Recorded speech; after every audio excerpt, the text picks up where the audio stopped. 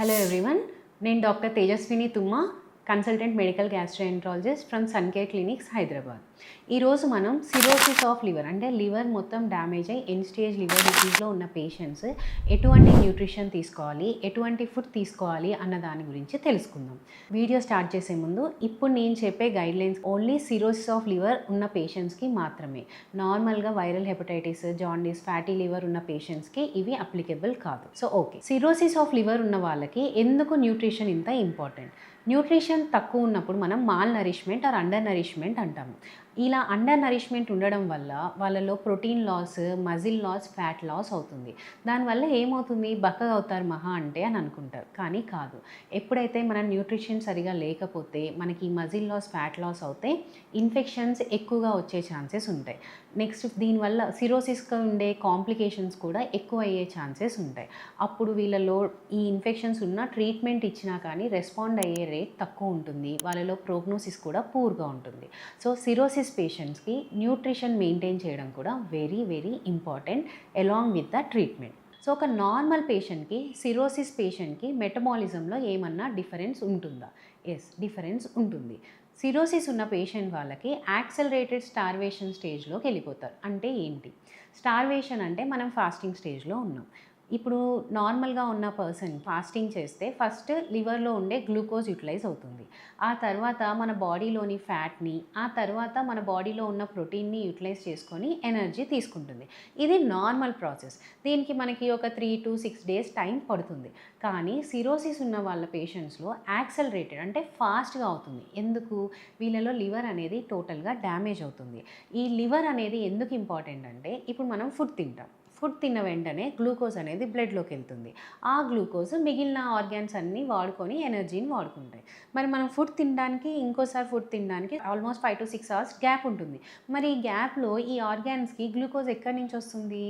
Liver నుంచి వస్తుంది. ఈ లివర్లో ఆల్రెడీ కొంచెం గ్లూకోజ్ అనేది స్టోర్ అయి ఉంటుందన్నమాట. ఎప్పుడైతే మనం ఫుడ్ తినడానికి మధ్యలో గ్యాప్ ఉండి బాడీకి గ్లూకోజ్ రిక్వైర్మెంట్ ఉన్నప్పుడు గ్లూకోనియోజెనసిస్ అనే ప్రాసెస్ ద్వారా లివర్ గ్లూకోజ్ని బాడీలోకి రిలీజ్ చేస్తుంది. ఆ గ్లూకోజ్ మన మిగిలిన ఆర్గాన్స్ వాడి హ్యాపీగా ఉంటుంది. కానీ లివర్ డ్యామేజ్ అయినప్పుడు ఈ గ్లూకోనియోజెనసిస్ అనేది తగ్గిపోతుంది. అది తగ్గిపోవడం వల్ల గ్లూకోజ్ అనేది కంటిన్యూస్గా బాడీకి అందదు. సో దానికి వేరే సోర్స్ కావాలి. కాబట్టి ఎప్పుడైతే ఫాస్టింగ్లో, స్టార్వేషన్లో ఉన్నప్పుడు ఎలాగైతే ఫ్యాట్ని, ప్రోటీన్ని వాడుకుంటుందో సిరోసిస్ పేషెంట్స్లో కూడా ఈ ప్రోటీన్ని, ఫ్యాట్ని వాడుకోవడం వల్ల వీళ్ళలో మజిల్ లాస్ అంటే సార్కోపీనియా వచ్చే ఛాన్సెస్ ఎక్కువగా ఉంటాయి. సో వీళ్ళకి మనం కరెక్ట్గా న్యూట్రిషన్ అందించడం వెరీ వెరీ ఇంపార్టెంట్. సో మనం ఏం చేయాలి?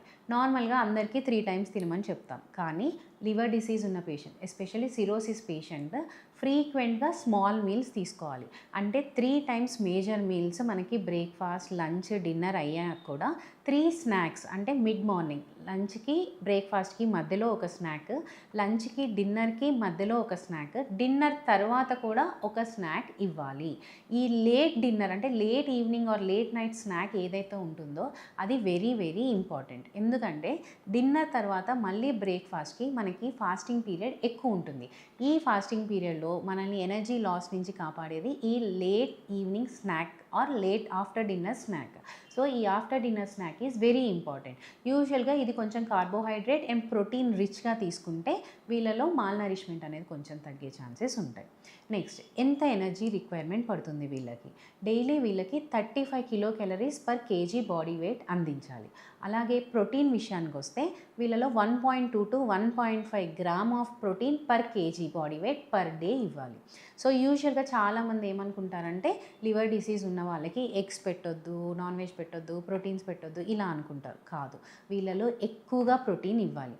ఆ ప్రోటీన్ మనం వెజిటేబుల్ కావచ్చు, నాన్ వెజ్ ప్రోటీన్ ఉండొచ్చు. వెజిటేబుల్ ప్రోటీన్ అంటే పప్పు ధాన్యాలు కావచ్చు, బీన్స్ కావచ్చు ఇలాంటివి, లేదా డైరీ ప్రొడక్ట్స్ ఇంకా అంటే మిల్క్, ఎగ్, చీజ్, బటర్ ఇవి కావచ్చు, లేదా ఫిష్ అండ్ మీట్ కూడా వీళ్ళకి ప్రోటీన్ సోర్స్ లాగా ఇవ్వచ్చు.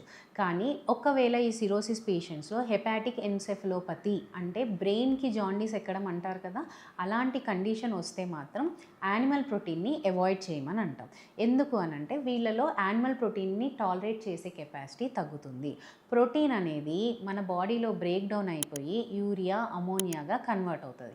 ఎక్కువగా అమోనియా ప్రొడ్యూస్ అయినప్పుడు హెపాటిక్ ఎన్సెఫలోపతి వస్తుంది.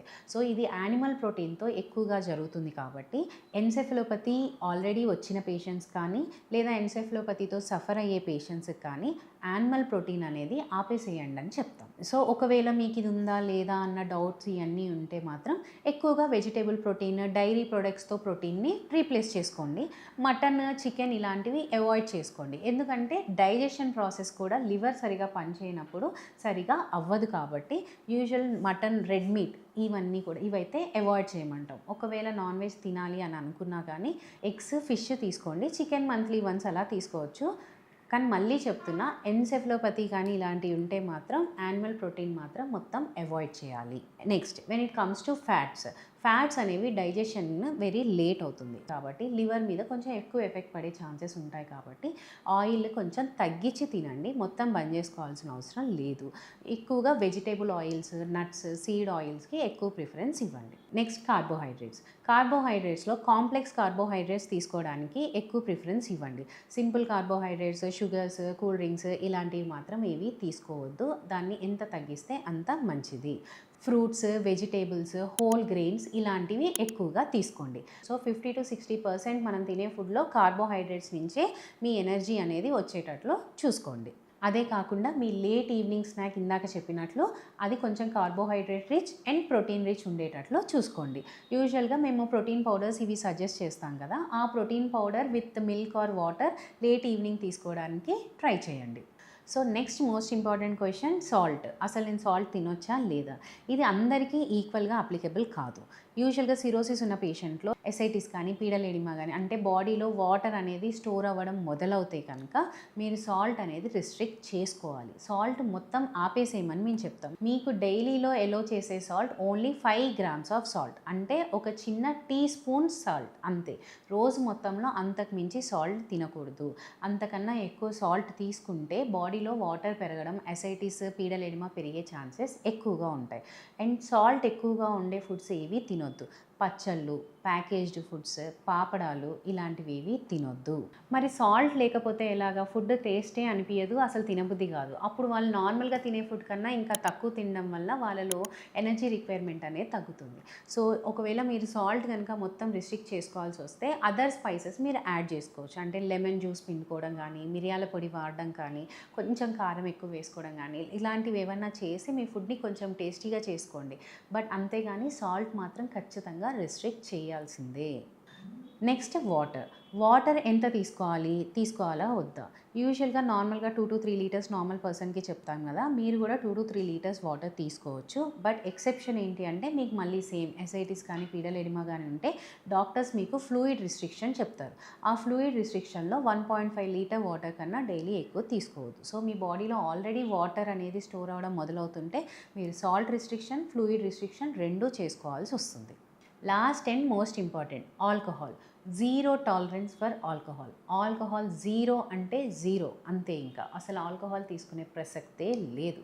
You have to completely be abstinent from alcohol కొంచెం తీసుకున్నా మీ లివర్ డ్యామేజ్ అనేది పెరుగుతుంది. ఒకవేళ మీకు ట్రాన్స్ప్లాంటేషన్ రిక్వైర్మెంట్ ఉన్నా, మీరు ఒకవేళ ఆల్కహాల్ తీసుకున్నారు లాస్ట్ 6 monthsలో అని తెలిస్తే మీకు ట్రాన్స్ప్లాంటేషన్ రిజెక్ట్ అవుతుంది. సో ఆల్కహాల్ అనేది కంప్లీట్గా స్టాప్ చేసేయండి. ఈ వీడియో మీకు నచ్చినట్లయితే ప్లీజ్ లైక్ అండ్ సబ్స్క్రైబ్. ఇలాంటివి ఇంకేమైనా గ్యాస్ట్రోఎంట్రాలజీ ఆర్ లివర్కి సంబంధించిన టాపిక్స్ ఏమైనా తెలుసుకోవాలనుకుంటే ప్లీజ్ కామెంట్ బిలో.